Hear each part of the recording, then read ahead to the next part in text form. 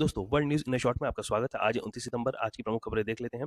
बांग्लादेश के जो human right group है, उन्होंने ग्लोबल इंटरवेंशन की मांग की है। तो पूरा मुद्दा क्या है कि चिटगांव के हिल एरिया में एक ट्राइबल बालिका का गैंग रेप होता है, जिसपे वहाँ के लोकल लोग वहाँ पर प्रोटेस्ट करते हैं। तो बांग्लादेशी आर्मी रेपिस्ट को पकड़ने के बजाय वहाँ के लोकल लोग जो प्रोटेस्ट कर रहे थे, उन पर ही मतलब बंदूक तान देती है, वहाँ पे फायरिंग कर देती है। तो वहाँ के जो लोकल लोग हैं, वो प्राइम मिनिस्टर नरेंद्र मोदी को बोल रहे हैं कि आप इंटरवेन करिए। यूएन की ह्यूमन राइट्स काउंसिल है, वो इस मामले पे पूरा ध्यान दे। इसके बाद अगला जो हम देखते हैं वो ये दिख रहा है कि जैसे ही डेनमार्क और नॉर्वे के ऊपर जो फ्लाइंग ऑब्जेक्ट दिख रहे हैं, उसको लेकर नाटो सतर्क हो गया। नाटो ने क्या कर दिया है कि मल्टीपल इंटेलिजेंस सर्विलेंस सिस्टम को बढ़ा दिया है और अपना एक एयर डिफेंस सिस्टम को वहां पे तैनात कर दिया है।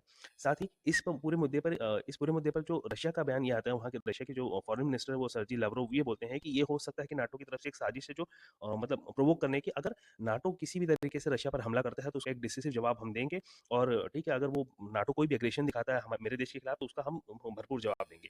इसके बाद अगला जो खबर ये आता है, ये बड़ा दुखद खबर ये है कि अभी तक 66,000 लोगों की मृत्यु हो चुकी है इजराइल गाजा वॉर पे। ठीक है, इसके अलावा अगली खबर देखते हैं हम। यहाँ पे रशिया यूक्रेन की वॉर आ रही है। ये रशिया यूक्रेन की वॉर में ये पता चला कि 10 लोग और इंजर्ड हुए हैं जब रशिया ने स्ट्राइक किया। इसके अलावा आप देखते हैं कि ईरान पे जो है वो सैंक्शन फिर से इम्पोज कर दिए हैं। तो ईरान उसके खिलाफ बोलेगा है कि ये अनजस्टिफिएबल है और मतलब ये सही नहीं हुआ है, इलीगल है, सारे देशों को इस चीज़ को देखना चाहिए। लेकिन इसमें जो यूरोपियन यूनियन है वो ये बोल रहा है कि इन सब के बीच में हमें डिप्लोमेसी को नहीं भूलना चाहिए, must not be the end of diplomacy. साथ में जो मार्को रूबियो है वो ये बोल रहे हैं ईरान को कि आप जो बातचीत है, ठीक है, except the direct talks held in good faith, वो करिए।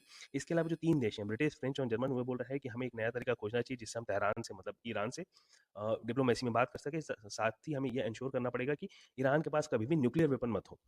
अगली खबर ये आते हैं कि डोनाल्ड ट्रंप फिर से कुछ-कुछ बोल रहे हैं, पता नहीं कितनी सच्चाई है। वो ये बोल रहे हैं, उन्होंने ये हिंट किया है कि जो मिडल ईस्ट का प्रॉब्लम है, मतलब गाज़ा और इज़राइल का जो वॉर है, उसका सॉल्यूशन निकालने का हिंट किया है। उन्होंने ये बोला, we have a real chance for the greatness in the Middle East. ठीक है? ये सब बात बोल रहे हैं, लेकिन उसी में पिछली खबर मैंने दिखाई कि अभी तक तो 66,000 लोगों की मृत्यु हो चुकी है। इसके अलावा एक खबर निकल के आ रही है कहाँ से? यूएसए से, जहाँ पे मिशिगन जो है, वहाँ पे चर्च पे हमला हुआ और एक व्यक्ति की मृत्यु हो गई। उसके बाद काठमांडू में जब जेन जी का प्रोटेस्ट हुआ था, उसमें लगभग 14,000 साढ़े 14,000 लोग मतलब जेल तोड़ के भागे थे। उसमें से 7,500 लोगों को, लगभग 7,700 लोगों को पकड़ा जा चुका है। इसके अलावा देख रहे हैं कि जो न्यूयॉर्क के जो करंट मेयर है, उन्होंने अपने री इलेक्शन से अपना नाम हटा लिया। उनका नाम है एरिक एडम्स। इसके अलावा जो एक इंपॉर्टेंट खबर ये है कि मोल्डोवा जो है, वहाँ पे इलेक्शन हो रहा है। अच्छा, ये जो इलेक्शन है काफ़ी इंपॉर्टेंट है, क्योंकि वहाँ की जो अभी प्रेजेंट गवर्नमेंट है वो वेस्ट के सपोर्टर है और जो अपोजिशन है वो रशिया को सपोर्ट करती है। तो इस प्रकार से वहाँ के लोग ये भी डिसाइड करेंगे कि वो वेस्ट के साथ जाना चाहते हैं या फिर रशिया के साथ।